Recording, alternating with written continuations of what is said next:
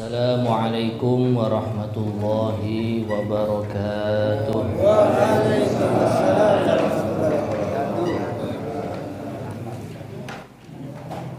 Bismillahirrahmanirrahim. Nahmaduhu wa nusalli wa nusallimu ala rasulihil karim wa ala alihi wa ashabihi ajma'in, amma ba'd.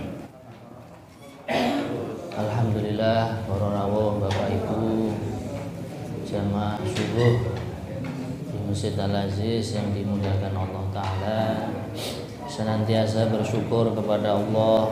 Allah masih mempertemukan kita, masih memberikan taufik, rahmat dan hidayah kepada kita, sehingga kita bisa melaksanakan sholat berjamaah dilanjutkan dengan majelis taklim pada pagi hari ini. Semoga di bulan suci Ramadan ini kita diberikan panjang umur, amin. Bahkan nanti di 10 hari terakhir diberikan taufik oleh Allah bisa menghidupkan malam Lailatul Qadar, amin.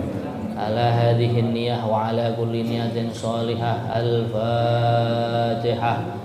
A'udzu billahi minasy syaithanir rajim. Bismillahirrahmanirrahim. Alhamdulillahi rabbil alamin. Arrahmanir rahim. Maliki yaumiddin. Iyyaka na'budu wa iyyaka nasta'in. Ihdinas siratal mustaqim. Shiratal ladzina an'amta 'alaihim ghairil maghdubi 'alaihim waladdallin. Amin. Kita melanjutkan pada ayat 164 halaman 25 ya. Halaman 25 ayat 164. A'udzu billahi minasy syaithanir rajim. A'udzu billahi minasy syaithanir rajim. Bismillahirrahmanirrahim. Bismillahirrahmanirrahim.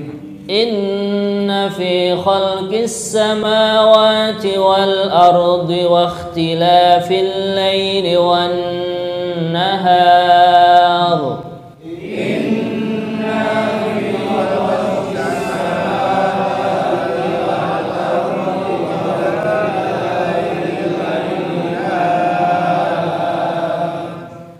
wa ikhtilafil laili wan النهار والفلك التي تجري في البحر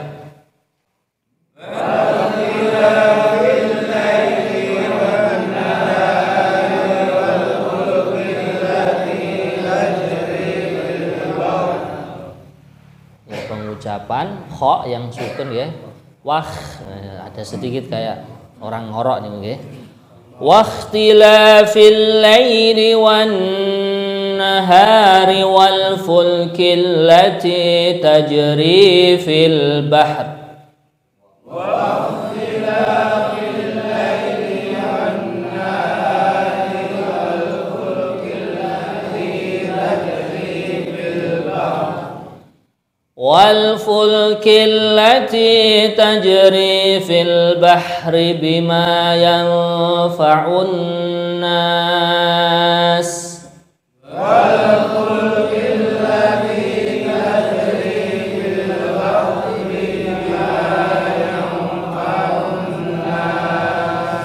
Bima yanfa'un nas wa ma anzalallahu minas sama'.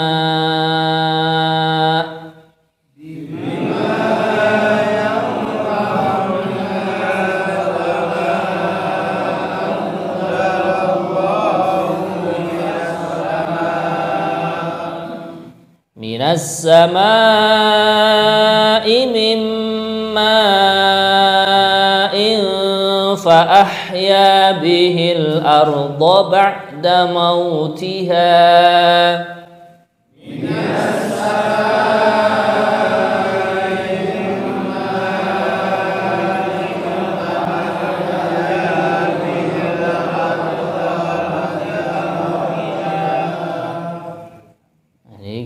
Jaga panjang pendeknya ya. Pertama minas sama. Nah ini 4 harokat. Begitu juga mimma ing ma ini 4 harokat. Minas sama mimma ing fa ahya bihil arda ba'da mautiha. Minas sama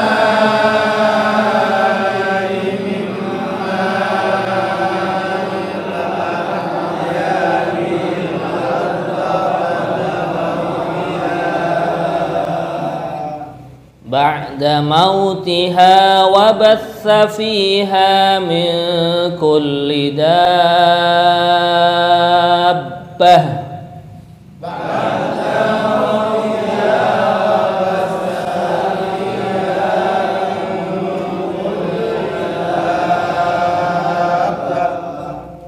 Nah ini kalau bacaannya dipanjangkan sampai 6 harokat seperti waladdallin, ini juga sama min kulli dabbah sampai 6 harokat ya. Ba'da mautiha wa batha fiha min kulli dabbah.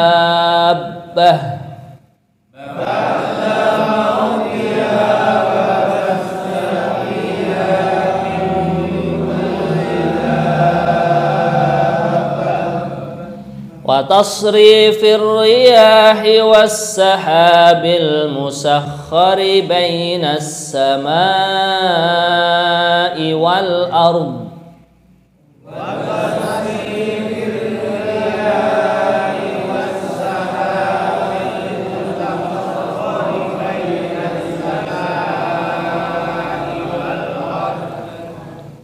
بين السماء والأرض لآيات لقوم يعقلون. بين السماء والأرض لآيات لقوم يعقلون. ومن الناس من يتخذ من دون الله أندادا.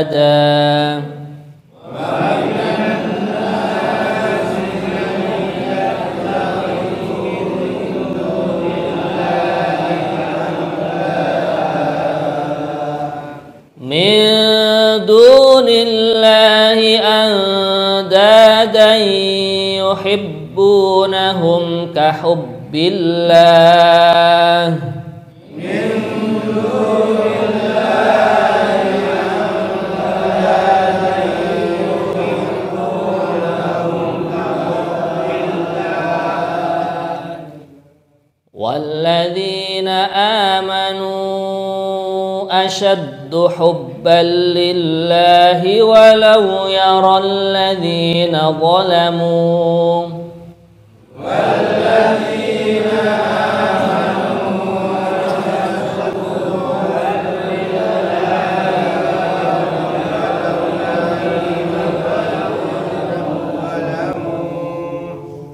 Ini perlu kita perhatikan pada kalimat amanu.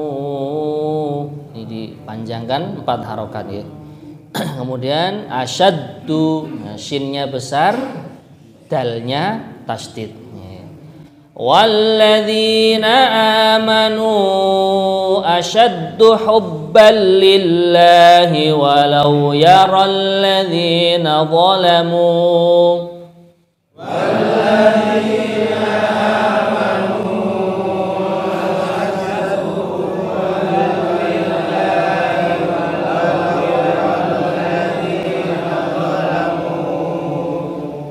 ولو يرى الذين ظلموا إذ يرون العذاب أن annal quwwata lillahi jami'an.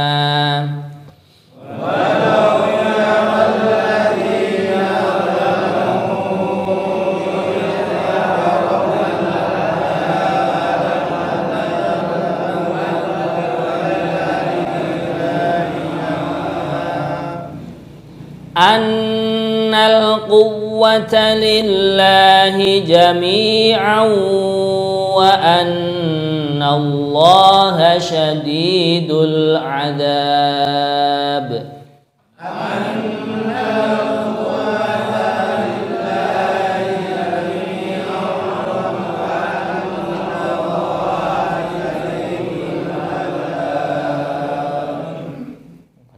Ini ada beberapa yang perlu kita dengungkan ya. Pertama annal, kemudian yang kedua jami'au au. Nah, ini mendengung. Kemudian wa annallaha. Nah, ini ada tiga. Annal quwwata lillahi jami'au wa Allaha syadidul adzab.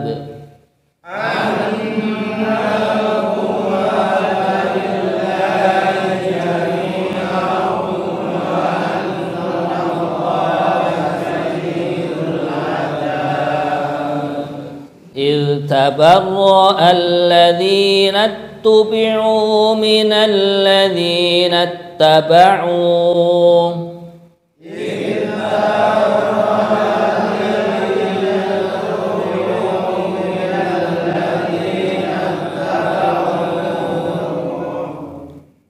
الذين اتبعوا ورأوا العذاب وتقطعت بهم الأسباب. من الذين اتبعوا ورأوا العذاب وتقطعت بهم الأسباب. Jangan lupa pada kalimat al-asbab, nah ini dibaca qolah nih, mantul. Wa taqatta'at bihimul asbab. Wa taqatta'at bihimul asbab. Wa qala alladhina ittaba'u law lana karratan fanatabarra'a minhum wa qala alladhina ittaba'u law anna lana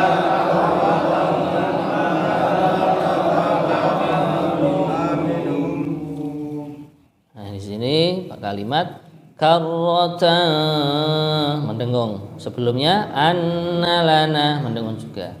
Kemudian fanatabarra'a minhum. Nah, dibaca pendek bukan minhum. Nah, tapi langsung dari dhammahnya ha langsung menuju sukunnya mim, minhum mengatakan ya. Wa qala alladhina ittaba'u law anna lana karratan fanatabarra'a minhum. Wa qala alladhina ittaba'u law anna lana karratan fanatabarra'a minhum kama tabarra'u minna.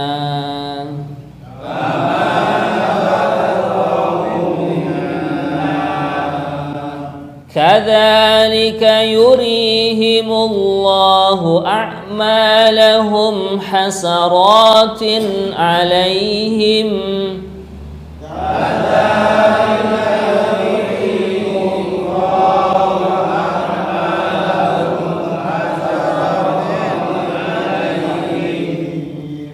وما هم بخارجين من النار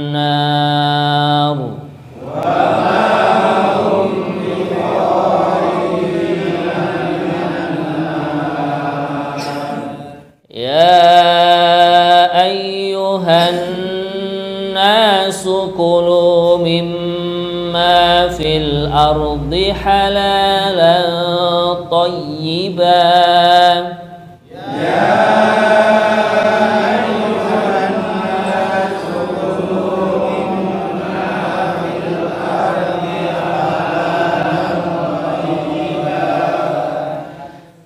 ولا تتبعوا خطوات الشيطان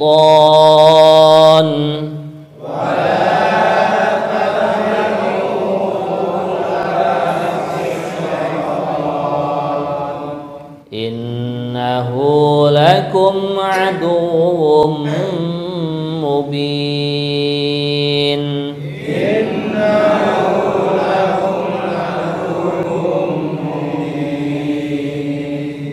إنما يأمركم بالسوء والفحشاء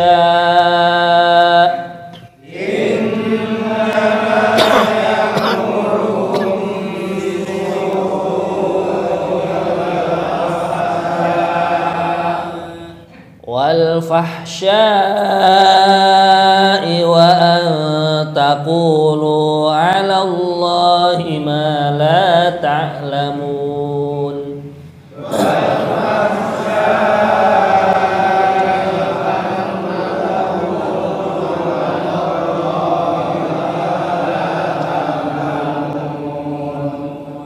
Sadaqallahul azim.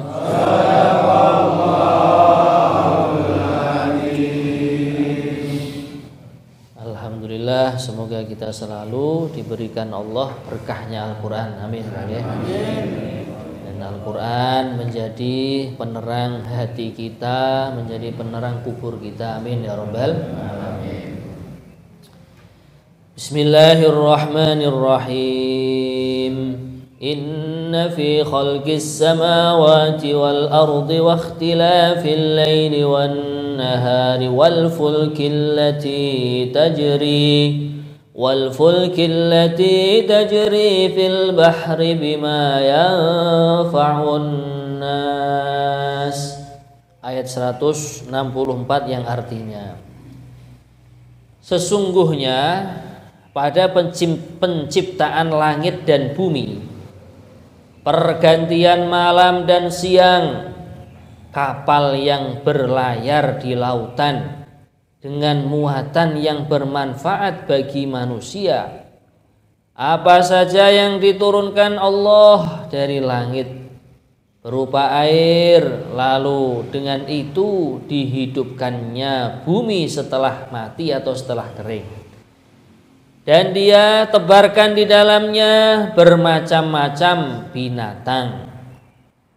Dan perkisaran angin dan awan yang dikendalikan antara langit dan bumi, semua itu sungguh merupakan tanda-tanda kebesaran dan keagungan Allah bagi orang-orang yang mengerti. Jadi dalam surat Al-Baqarah ayat 164 ini Allah menjelaskan kepada kita, wabil khusus kepada orang-orang yang beriman, Allah ciptakan langit tanpa ada tiangnya. Teknologi mana yang bisa menyaingi? Nggak ada. Maka akhirnya kalau kita mau mikir, semua itu yang menciptakan hanyalah Allah.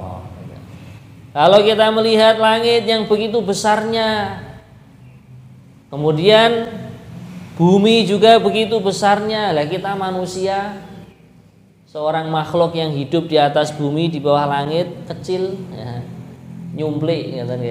Nah kok sombong? Nah ini berarti ya itu namanya nggak punya adab, nggak punya tata krama dengan Allah yang maha besar. Nah kita itu kok mau membanggakan apa kita itu? Nah, maka disinilah Allah menciptakan langit bumi supaya kita itu berpikir. Ya. Pada akhir ayat ini, la ayatil liqaumi yaqilun. Sungguh ada tanda-tanda kebesaran Allah, sungguh ada tanda-tanda keagungan Allah bagi kaum yang mau berpikir. Gitu. Kemudian pergantian malam, pergantian siang. Kemarin sore mendekati buka puasa, Masya Allah, gembira.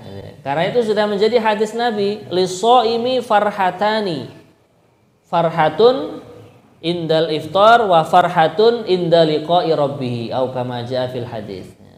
Orang puasa itu memiliki dua kebahagiaan minimal-minimalnya itu. Ketika mau buka senang, gembira, Masya Allah, seharian mulai dari jam 4:4 kurang lebih sudah menahan haus, menahan lapar. Nah, begitu mendekati maghrib gembira. Apalagi kalau sirine masjid sudah dibunyikan, nah, sudah tanda maghrib. Nah, langsung orang itu pada berbuka puasa. Begitu juga orang berpuasa itu akan gembira inda liqa'i rabbih, ketika berjumpa dengan Tuhannya, yaitu Allah Ta'ala.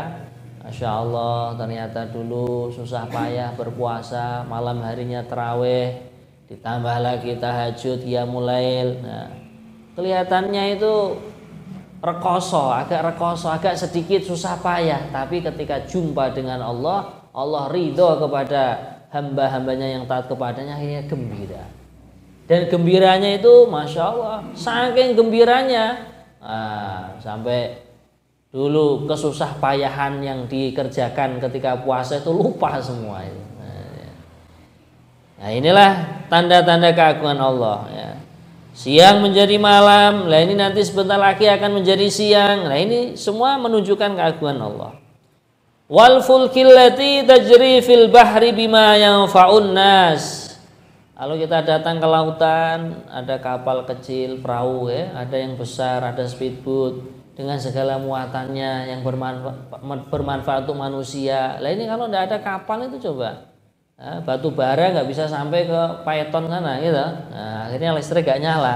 Nah, lah maka dengan adanya kapal yang berlayar, membawa batu bara, nanti dari Jawa ke Kalimantan bawa apa gitu, pakaian, bawa macam-macam. Akhirnya di situ kalau orang mau berpikir, oh berarti berlayarnya kapal pun ada tanda-tanda keagungan Allah. Akhirnya kita semakin takut, semakin taat kepada Allah.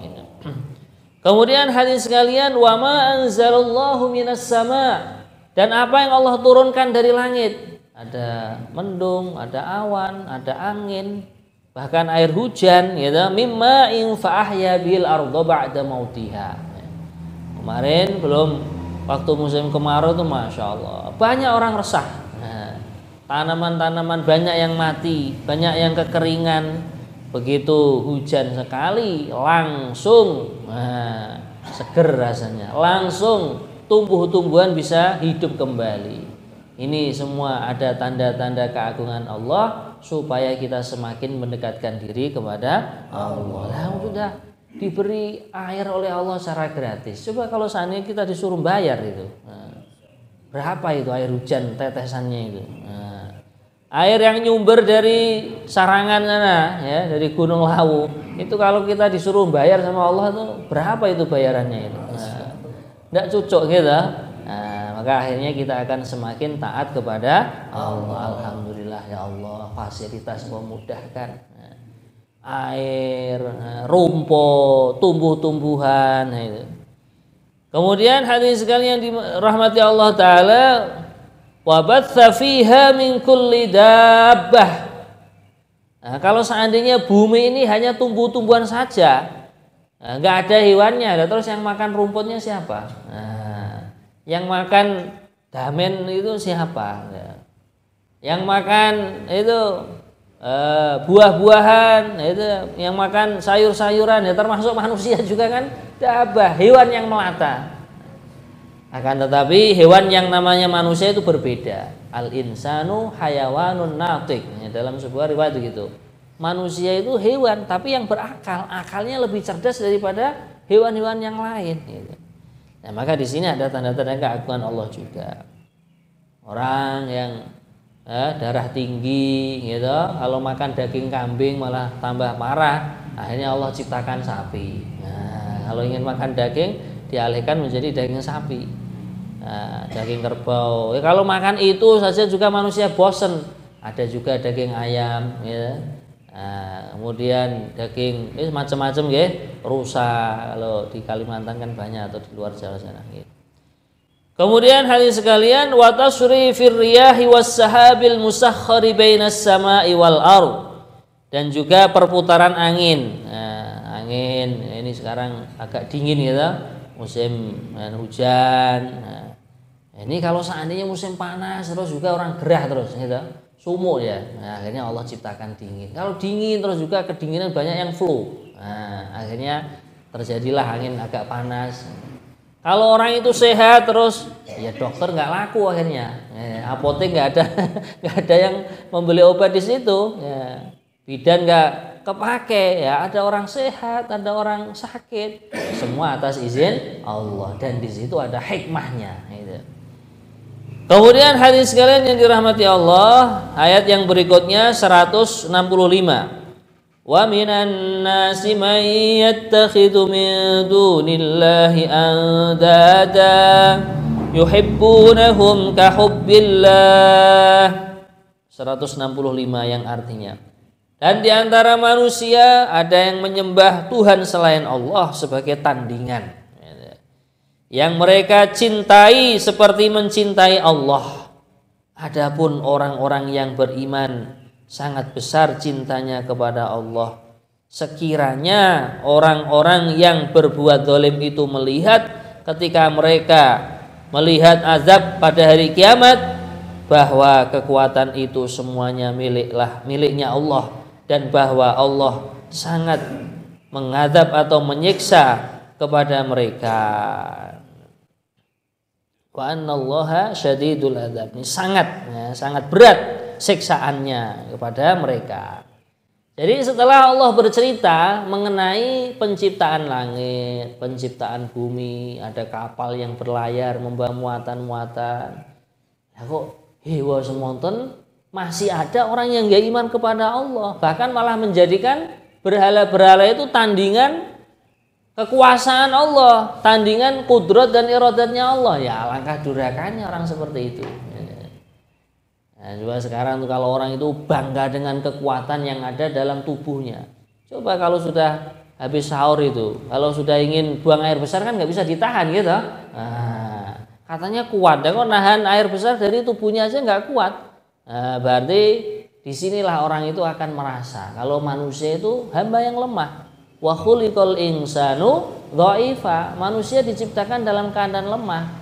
Lah supaya dia ini kuat, hendaklah bersandar, bertawakal kepada Zat yang Maha Kuat, yaitu Allah. Nah, jadi kalau orang itu bersandar kepada Allah, bertawakal kepada Allah, wa may yatawakkal 'alallahi fahuwa hasbuh. Barang siapa bergantung, berserah diri kepada Allah, Allah lah yang akan mencukupinya. Nah, sedangkan orang-orang yang beriman setelah dia tahu Allah menciptakan ini, menciptakan itu, ada tanda-tanda keagungan Allah, orang-orang imannya akan semakin menambahkan cintanya kepada Allah. Walladzina amanu asyaddu hubban lillah. Ini kata firman Allah dalam Al-Qur'an begitu, karena dia mau mikir bagaimana penciptaan Allah dalam tubuhnya, penciptaan Allah di lingkungan sekitar dia. Akhirnya dia akan menemukan tanda-tanda keagungan Allah di situ. Lah, setelah menemukan tanda-tanda keagungan Allah, hamba tersebut semakin deple, semakin merendahkan diri kepada Allah. Apalagi kalau seandainya orang-orang yang zalim tadi sudah diberitahu tentang keagungan Allah, malah menjadikan tandingan-tandingan untuk Allah, mereka melihat azab, siksaan Allah. Jangankan yang di akhirat, di kuburan saja. Jangankan di kuburan, siksaan di dunia saja. Kalau seandainya orang itu mengetahui, misalkan ya semalam sutu nggak bisa tidur, bingung gitu, nyari obat sana sini gitu. Kalau seandainya sedikit ada ujian dari Allah, sakit gigi saja, nopo-nopo makanya bukan kebenaran itu gitu. Makan ini nggak enak, minum ini nggak enak, baru diberi ujian sedikit yang namanya sakit gigi. Nah, maka disinilah kalau orang itu melihat siksaan Allah di akhirat akan semakin tahu ya. Walau yaral ladzina dzalamu idz yarawnal adzaba annal quwwata lillahi jami'a, sesungguhnya kekuatan itu hanya milik Allah. Bahkan di sini diterangkan jami'an, seluruhnya. Nah, coba kalau orang itu mendapatkan ujian dari Allah yang dulunya gagah perkasa, begitu kena penyakit misalkan stroke gitu ya. Nah, misalkan dulu ketika mudanya gagah naik motor trail. Nah, kalau sekarang mungkin apa? Naik apa? Harley ya. Nah, rong. Wah, wis kaya era-era ijen. Begitu Allah Subhanahu wa taala berikan ujian kepada dia, lah kok ngangkat tangannya sih nggak kuat. Nah, padahal dulu wah kalau buat nyangkul, buat itu nyetir, buat ini, nah, makanya di sinilah dia akan tahu annal quwwata lillahi jami'a. Sesungguhnya kekuatan hanyalah milik Allah secara keseluruhannya. Maka akhirnya orang itu akan semakin menghambakan diri kepada Allah, semakin mentauhidkan Allah, la ilaha illallah. Kemudian hadis sekalian, wa annallaha syadidul adzab, dan sesungguhnya Allah itu berat siksaannya, ya sudah sewajarnya. Lah kamu itu loh di dunia diberikan oleh Allah, diutus oleh Allah yang namanya Nabi, yang namanya Rasul untuk umat akhir zaman ini. Para alim ulama, para romo kiai, ya, orang-orang alim itu merupakan penerusnya para nabi, para rasul, warathatul anbiya. Itu loh, beliau-beliau ini para nabi, para rasul, orang-orang soleh, selalu mengajak untuk taat kepada Allah, mengenalkan umatnya, mengenalkan kaumnya kepada Allah. Fasilitas Allah berikan mulai dari ujung kaki sampai ujung rambut. Fasilitas yang kaitannya dengan lingkungan pun Allah berikan, Allah cukupi. Ya, lah kok masih tidak iman kepada Allah, ya sangat durhaka. Maka kalau begitu ya wajar saja kalau seandainya Allah syadidul adzab, berat siksaannya. Nah, maka disinilah hadirin sekalian, supaya kita itu semakin mengenal kepada Allah, diantaranya apa? Mau ngaji, ya. Mau menghadiri majelis taklim, mendengar nasihat sana, nasihat sini. Akhirnya pengetahuan kita itu semakin banyak tentang ilmu agama. Pengetahuan kita semakin banyak tentang keagungan Allah, sifat-sifat Allah. Nah, kemudian hadis sekalian ayat 166. إذ تبرأ الذين اتبعوا من الذين اتبعوا ورأوا العذاب وتقطعت بهم الأسباب. Ayat 166 yang artinya, yaitu ketika orang-orang yang diikuti berlepas tangan dari orang-orang yang mengikuti, dan mereka melihat azab atau siksaan, dan ketika segala hubungan antara mereka terputus. Jadi bagaimana hadis sekalian? Maksudnya ayat ini kurang lebihnya, jadi orang-orang yang tidak mau iman kepada Allah, ya, akhirnya di akhirat kan masuk ke neraka. Dan mereka akhirnya melihat orang-orang yang mereka ikuti itu masuk neraka juga.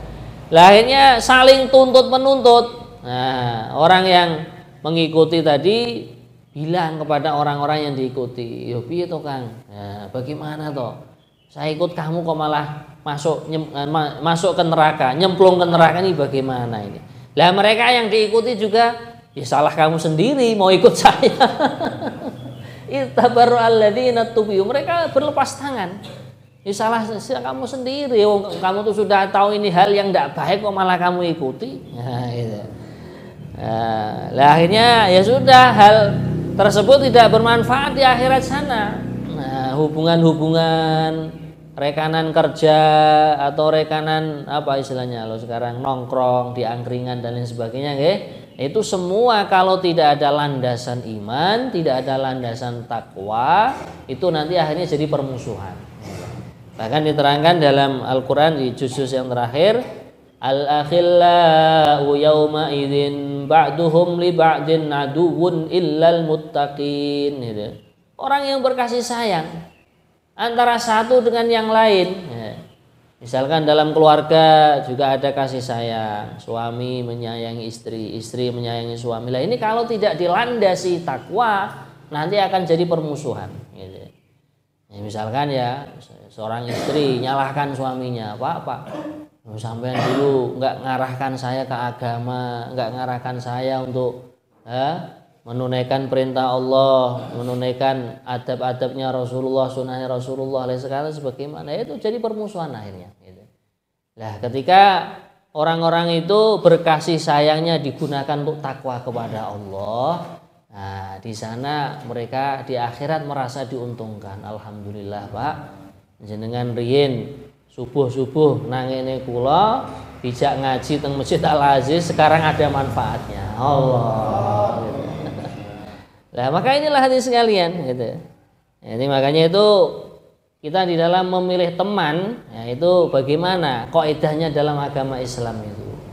Atau memilih sahabat dekat itu bagaimana? Sahabat yang selalu mengingatkan kita untuk agama, mengingatkan kita untuk persiapan negeri akhirat. Nah, bahkan sebagian riwayat yang ada yang mengatakan kaidahnya teman yang baik itu bagaimana? Kalau kita melihat wajahnya, ingat Allah. Mendengarkan perkataannya, ingat Allah. Melihat perilaku dan perbuatannya, ingat Allah. Ingat akhirat. Nah, itulah teman yang baik itu, yang akan menjadi asbab kita masuk ke dalam surga. Gitu. Jadi kalau kita itu istilahnya hidup bertoleransi atau interaksi dengan siapa saja boleh. Tapi yang kita jadikan teman karib, teman dekat, siapa saja yang sekiranya aku melihat dia kok ingat Allah, mendengar perkataannya, tambah semangat mengamalkan agama, tambah semangat mengamalkan sunnah Nabi, itulah teman saya. Insya Allah Bapak Ibu ya. Kemudian hadirin sekalian, ganti orang-orang yang mengikuti ya, yang diajak kok mau mengikuti, yaitu tadi akan mengatakan ini, wa qala alladziina ittaba'u law anna lana karratan fanatabarra'a minhum kama tabarra'u minna.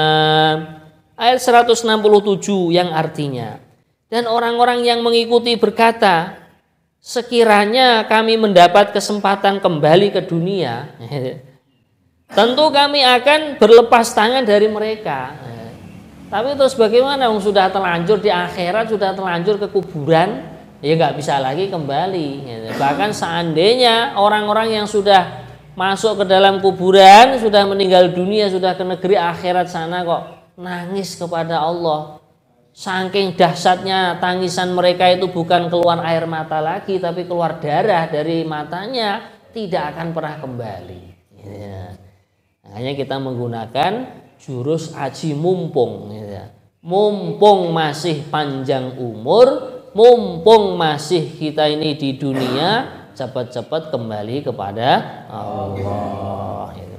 Kadzalika yurihimullahu a'malahum hasaratin 'alaihim. Demikianlah Allah memperlihatkan kepada mereka perbuatan mereka yang menjadi penyesalan mereka, dan mereka tidak akan keluar dari api neraka. Ya, kalau sudah masuk neraka ya akan terus, kecuali kalau ada ampunan dari Allah atau dosanya sudah dianggap bersih oleh Allah, dicuci di api neraka, ya akan diangkat oleh Allah.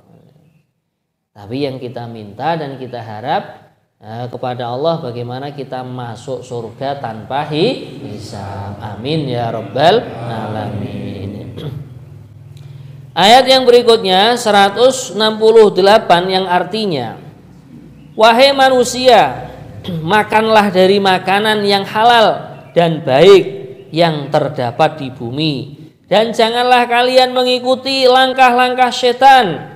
Sungguh setan itu musuh yang nyata bagi kalian. Ini hubungannya bagaimana? Pertama Allah cerita tentang keagungan Allah dalam penciptaan-penciptaannya, dalam makhluk-makhluknya. Kemudian cerita sebagian hanya ada yang iman, ada yang tidak iman. Ya. Orang-orang yang tidak iman mengikuti orang-orang yang mengajak mereka, akhirnya menyesal. Ya, kok terus Allah bercerita tentang makanan. Gitu. Nah ini ada kaitannya. Kalau orang itu makanannya halal dan thayyib, gitu, maka akan memudahkan jasadnya itu untuk taat kepada Allah. Ya. Karena dikatakan bahwasanya lambungnya manusia yang menampung makanan dan minuman, di atasnya lambung itu ada organ yang namanya hati atau liver itu. Ya. Sedangkan liver atau hati ini di dalam hadis Nabi itulah yang menggerakkan anggota tubuh yang lain. Ala inna likulli jasadin mudghatan. Idza saluhat saluha sairul jasad wa idza fasadat fasada sairul jasad ala wahyal qalbu. Gitu. Yang artinya ingatlah dalam setiap jasad atau tubuh manusia itu ada segumpal daging. Bila mana segumpal daging itu baik akan menjadikan anggota lain menjadi baik. Sebaliknya apabila buruk atau rusak akan menjadikan anggota yang lain jadi rusak. Itulah yang namanya hati. Ini sabda Nabi begitu. Maka Imam Al-Ghazali beliau mengatakan karena liver tadi itu berada di atas lambung, sedangkan lambung tempat penampungan makanan minuman. Beliau menyarankan supaya makannya selain halal dan thayyib, makan dan minumnya memakai adab-adab sunnah Nabi. Kita sebagai orang Islam sudah ditunjukkan adab yang baik. Ketika makan, sebelum makan cuci tangan. Nah, kemudian memakai tangan kanan, makannya dalam keadaan posisi duduk. Ya. Nah, ini ternyata ada hikmah-hikmah yang luar biasa. Apalagi kalau makannya disertai doa. Allahumma barik lana fima rozaqtana ila akhir doa. Ya Allah, Engkau berkahi makanan kami. Kau berkahi rizki yang telah Engkau berikan kepada kami. Akhirnya makanan dan minuman ini akan menjadi nur. Lah nur ini atau cahaya ini akan menyinari hati yang ada di atas lambung. Akhirnya akan menggerakkan anggota tubuh yang lain menjadi baik. Bahkan di sini saking sayangnya Allah kepada hambanya yang namanya manusia, khitabnya itu ya ayyuhan nas, bukan ya ayyuhalladzina amanu. Orang-orang yang tidak beriman pun masuk dalam perintah Allah ini. Kulu mimma fil ardi halalan thayyiban. Kalian makan di muka bumi ini yang halal dan thayyib. Gitu. Sebagian ulama itu memahami, ya, kalau halal kan sudah tahu, ya. Kalau sembelihan ayam, sembelihan kerbau, sembelihan sapi, kambing, ya, itu betul-betul syar'i. Ya. Maka itu ya sangat penting, ya, dan di negara kita, masya Allah, jazakumullah khair, ada itu perkumpulan yang namanya MUI memberikan sertifikat halal sehingga kita nggak ragu-ragu lagi. Ya. Nah, ini termasuk keistimewaan di negara kita. Ya. Para alim ulama pun memikirkan supaya makanan minuman khususnya yang berkaitan dengan yang disembelih, hewan yang disembelih betul-betul halal. Kemudian thayyib yang baik, ya, namanya manusia itu kan golongan darahnya kan macam-macam, ya. Nah, ada yang golongan darah A, B, ada yang AB, ada yang O. Lah, disinilah kita makan itu menyesuaikan.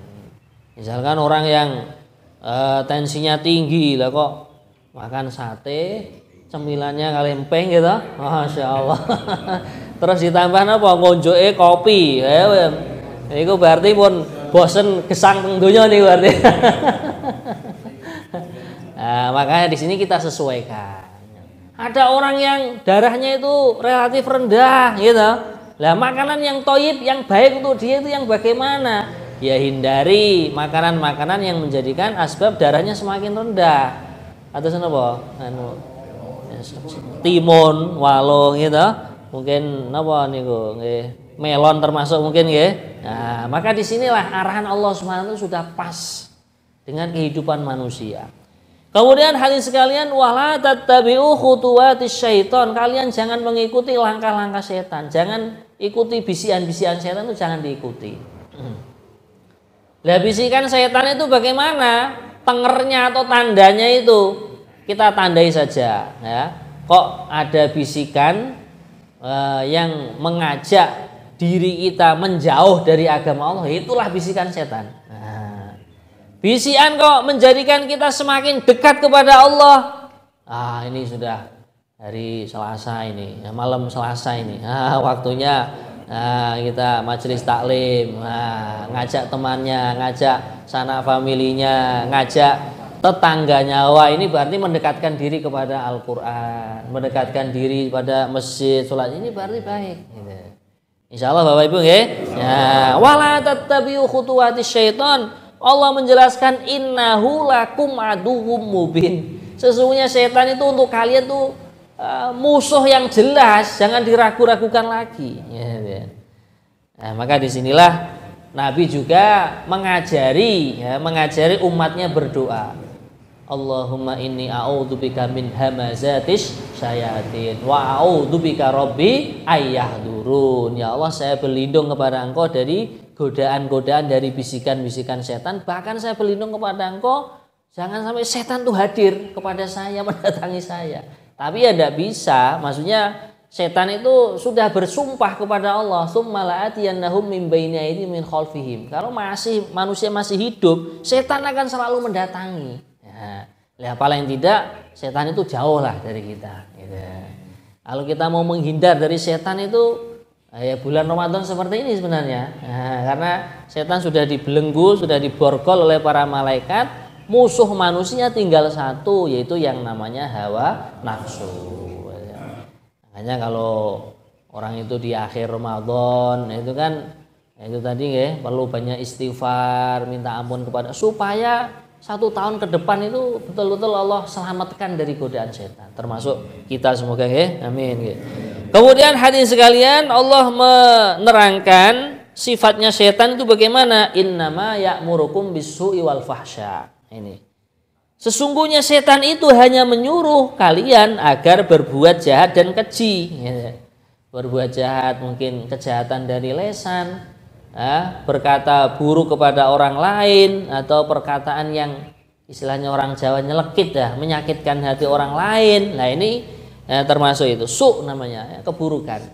Atau dari segi perbuatan, nah kita tahu itu tanaman cabai itu bukan di halaman kita tapi halaman tetangga, bukan hak kita kok diambil, itu namanya gosok gitu, atau mencuri. Ya ini kita tinggalkan. Itulah setan tuh memerintahkan seperti itu. Bahkan wal fahsya, perkara yang jorok, keji, kaitannya dengan syahwat, hawa nafsu, kaitannya dengan farji, yaitu fahsya namanya. Kemudian setan diantaranya apa? Wa antakulu 'alallahi ma la ta'lamun, supaya kalian berkata hal-hal yang kalian tidak tahu. Maksud berkata bohong, tidak jujur. Ini juga termasuk alamat-alamat daripada godaan setan. Semoga Allah lindungi kita dari setan sampai wafat kita dalam keadaan husnul khotimah. Amin ya rabbal alamin. Oke, selanjutnya tanya jawab. Monggo ibu-ibu. Ada ibu-ibu yang pakai pilihan dengan nggak ada bapak. Terus pikirannya yang bodoh. Monggo Pak. Nggih, monggo. Majeng. Mike mboten dugi. Mboten apa-apa. Nggih. Mike mboten dugi. Nggih. Nggih. Bahwa manusia itu diciptakan dalam kondisi yang lemah. Nggih. Saya minta tips bagaimana ketika kita itu dihadapkan dengan suasana yang kesulitan. Nggih. Terutama pada diri saya sendiri. Nggih. Saya ini langsung berhadapan dengan apa yang Ustaz singgung tadi. Nggih. Apa firman? Di olahraga itu kan mengenal tiga asas dinamik. Ortius, Sidius, Altius. Tercepat, terhebat, tercepat. Kalau ada kata-kata cepat diawali dengan ter itu kan sudah menandakan Paling. kesombongan. Oh, nggih, sombongan. Cepat, terhebat. Nggih. Kadang kita saya sendiri sebagai coach dituntut untuk seperti itu. Nggih. Saya sadar dalam hati ini bertentangan. Nggih. Nah, saya memetik bagaimana cara menanggulangi hal. Nggih. Siap. Itu adalah pekerjaan. Nggih. Jadi memang di dalam kehidupan kita di dunia ini kan ada keadaan sulit, ada keadaan mudah, gitu. Ada keadaan miskin, ada keadaan kaya. Itu semua merupakan ujian dari Allah. Jadi untuk menjadikan kita itu supaya menjadi hamba yang kuat ketika menghadapi keadaan apapun, memang pertama kali hati kita itu imannya harus dipupuk, gitu. Nah, dikuatkan imaniat yang ada di dalam hati supaya kita menghadapi suasana apapun kita tetap ingat dan kembali kepada Allah. Aku ini hanya seorang hamba, diberikan kekuatan, ini juga bukan milikku, ini hanya sebuah titipan. Nah, aku diberikan harta, diberikan jabatan, ini juga hanya sebuah amanah atau titipan. Maka aku akan mengerjakan sesuai perintah Allah. Lah, kemudian untuk mensikapi apalagi yang berkaitan dengan profesi, misalkan kita pelatih renang atau pelatih bela diri. Nah, ini antara kita ini menjadi orang yang paling hebat dengan kaitannya hati ini bagaimana?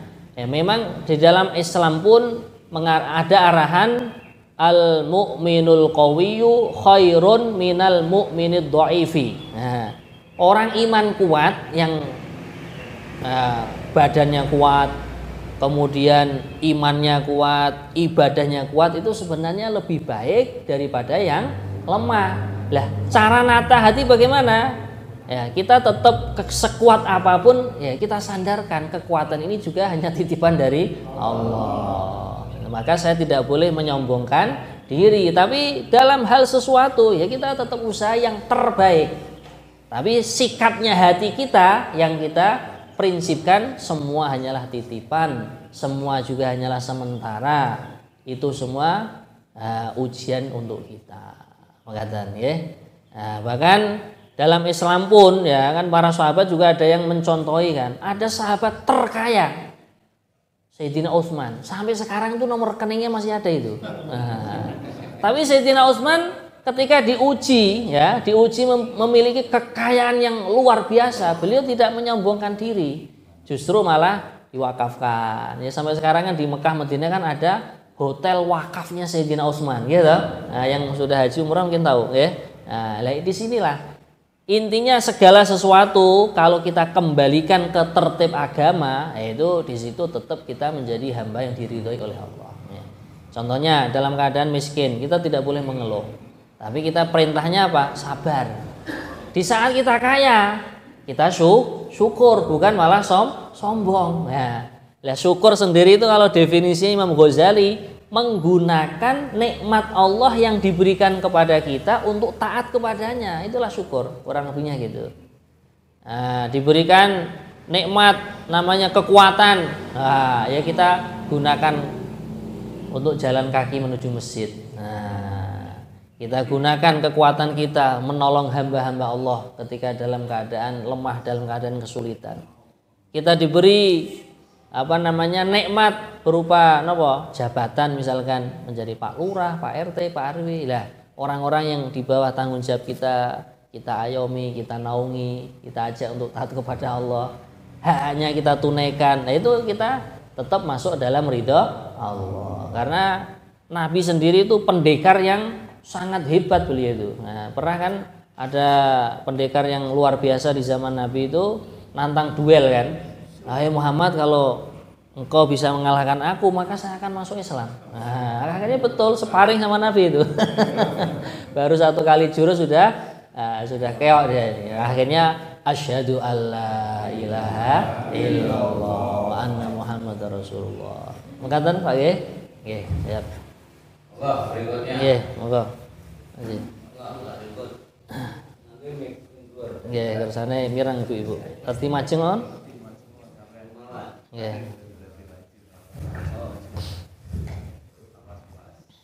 Assalamualaikum warahmatullahi wabarakatuh. Waalaikumsalam warahmatullahi wabarakatuh. Pertanyaan saya ini sepele saja. Nggih.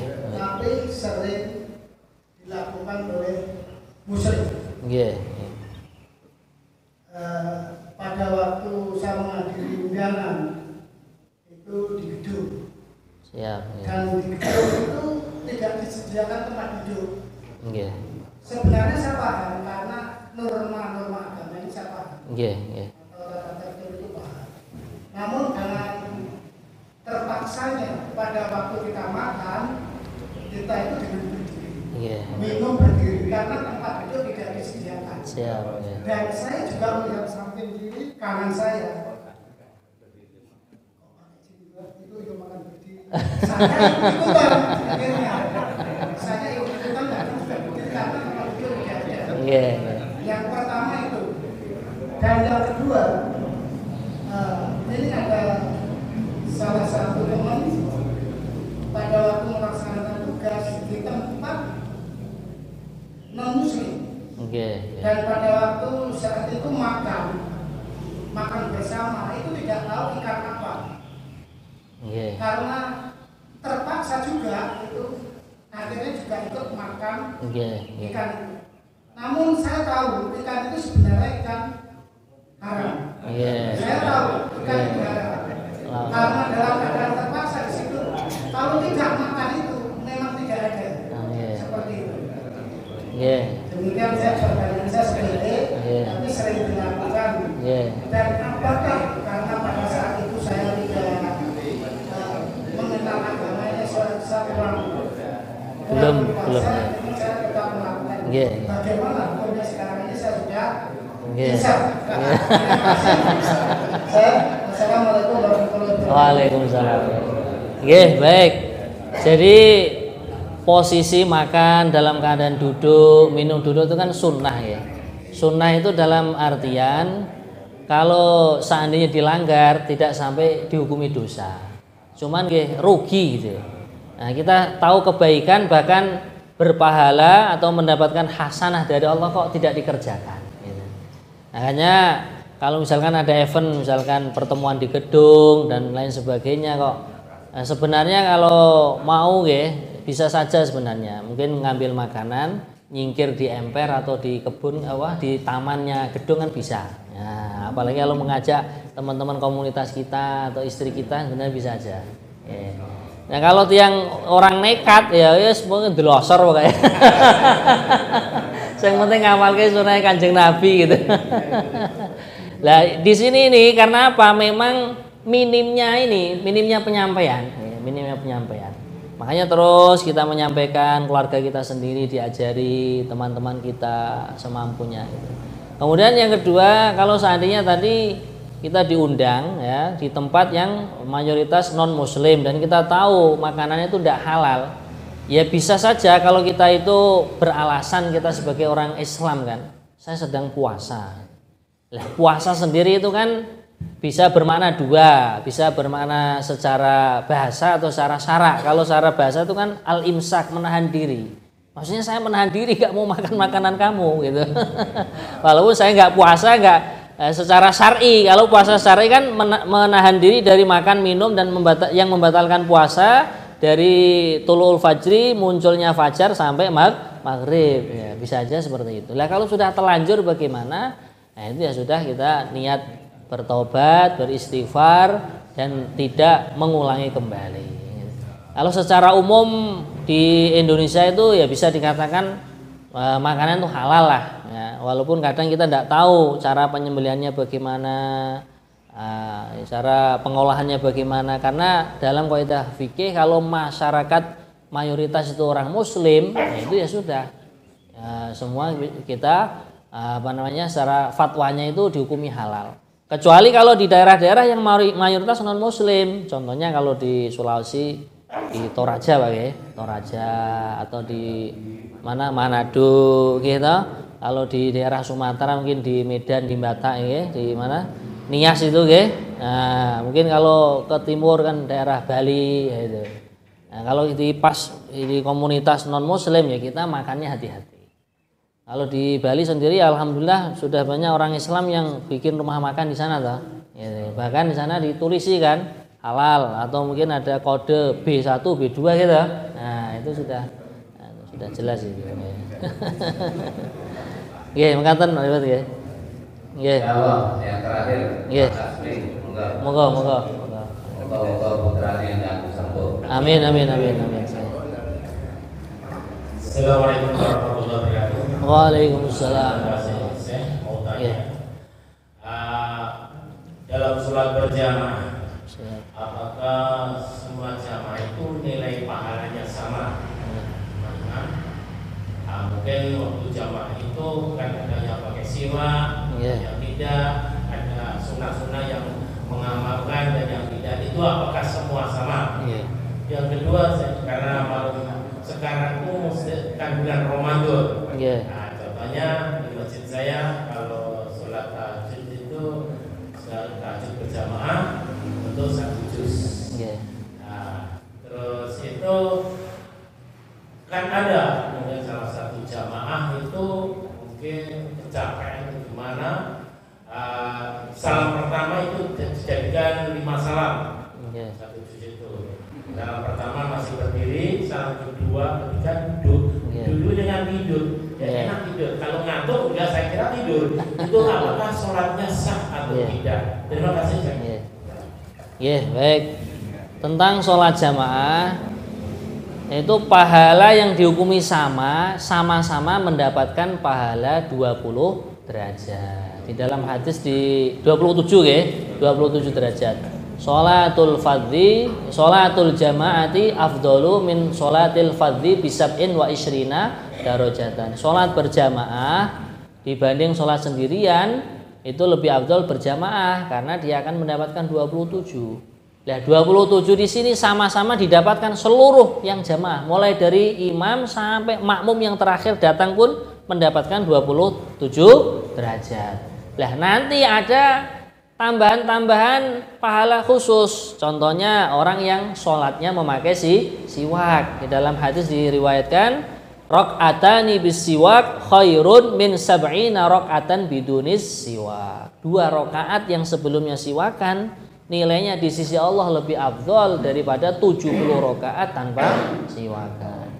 Nah, bahkan kalau seandainya pakai minyak wangi, nah ini bagus sekali. Kalau di masjid-masjid, musola-musola itu ada yang relawan yang infak minyak wangi, termasuk sunnah Nabi. Ya, mungkin di depan pintu atau di tempat wudhu ada minyak wangi. Itu juga nilainya berbeda. Nyuwun sewu, akan lebih banyak lagi pahalanya bila mana sholatnya pakai imamah atau istilahnya orang Jawa apa udeng-udeng ya. Nah, itu sudah dicontohi ya para wali-wali terdahulu kan. Angin apa blangkon ya. Nah, belangkon itu sebenarnya kan ya plesetan dari imamah. Ya, karena kita ini orang Jawa ya, tetap juga menjaga kelestarian peradaban dan adat istiadat. Makanya wali-wali dulu tuh ngakalinya seperti itu. Wali Songon ada yang pakai belangkon ya, Sunan Kalijogo dan lain sebagainya itu. Intinya kalau imamah sendiri itu dalam pengertian fikih, kain yang diletakkan di atas kepala itu sudah dikatakan imamah. Entah yang warnanya putih atau hitam itu sudah dikatakan imamah. Itu lain. Ngaten alasan nggih.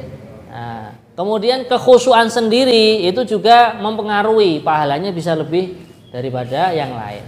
Bahkan orang sudah nikah itu pahalanya lain juga yang masih dibandingkan dengan yang masih jomblo. Nah, karena orangnya sudah nikah, dia punya beban, ya, beban pekerjaan, beban anak istri, ya kok masih menyempatkan sholat berjamaah di masjid.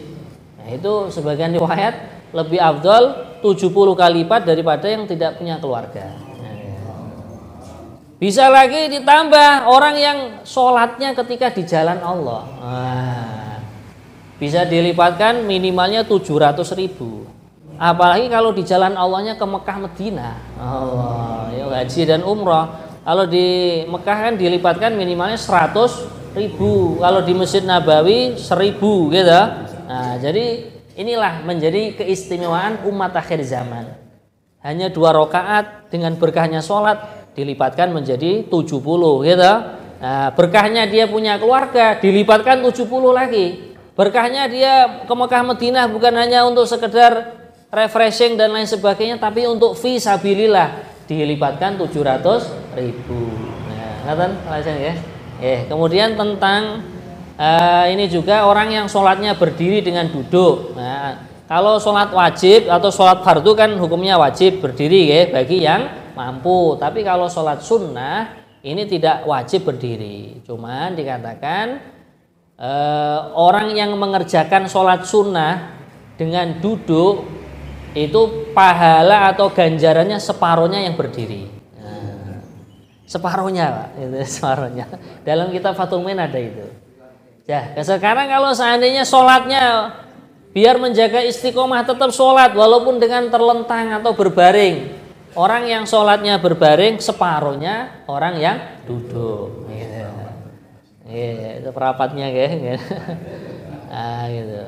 Bahkan orang yang sholatnya dengan giat, dengan semangat itu juga beda. Kalau dengan males-malesan, dengan ngantuk-ngantukan, ya kita memandang sisi positifnya aja. Ini walaupun ngantuk masih dipaksa ikut tahajud. Nah, daripada ngantuknya di tempat nongkrong angkringan mana itu lebih baik ngantuk di masjid gitu. Nah, tapi kalau kita sendiri kok sedang ngantuk ketika qiyamul lail, ketika tarawih, ya kita paksakan. Dengan wudhu atau dengan mungkin minum kopi. Nah, mulai kopi ini Pak Lasmi ini jos nih. Oh. Ada ramuan Maduranya ini. Semakin giat, semakin semangat gitu. Mengatakan lagi? Nggih, sekali sih. Allahumma